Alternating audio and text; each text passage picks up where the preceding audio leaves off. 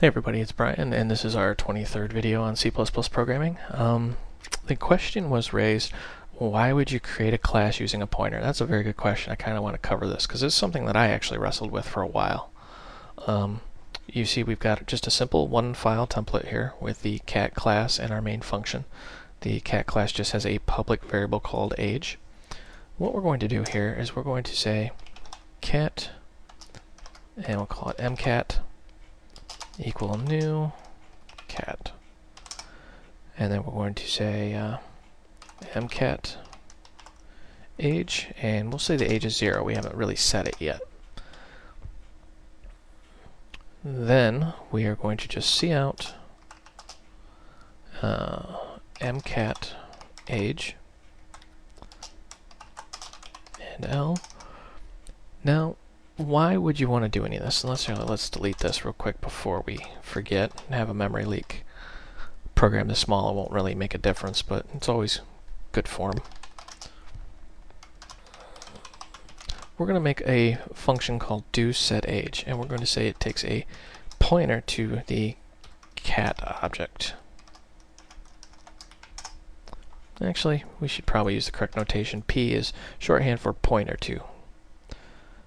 And we're just going to say pcat age, and this is where we'll actually set the correct age. And let's actually just give it another parameter here, sorry. And we'll say mage.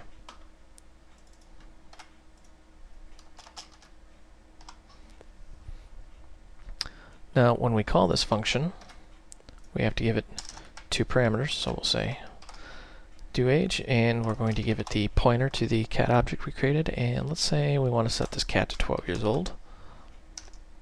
And let's just do another cout so we can see the values actually changing.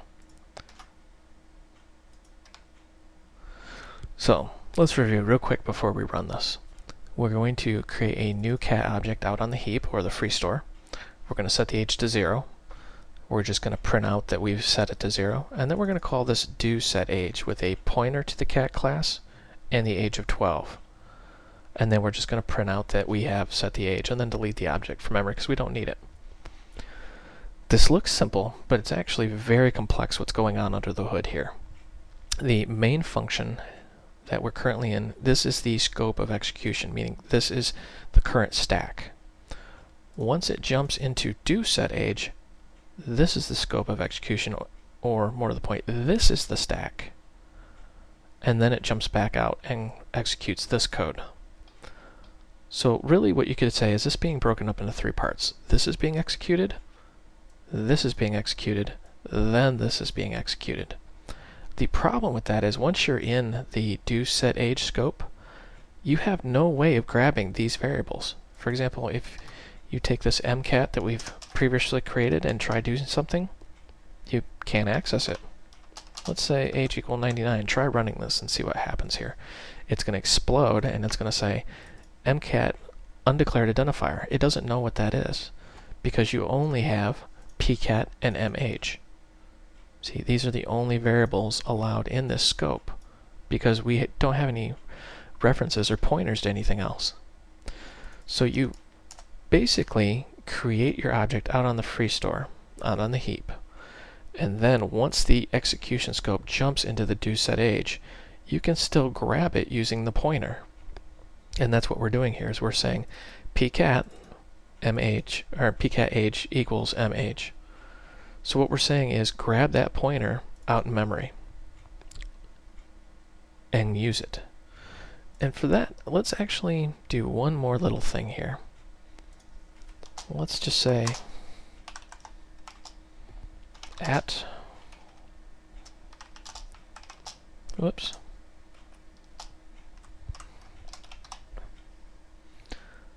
and let's just copy this.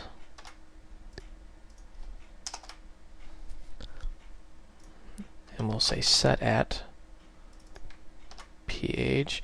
I just want to show you that this is the same memory address. That way there's really no confusion about what's going on after this tutorial, because this threw me off for a long time when I was learning this.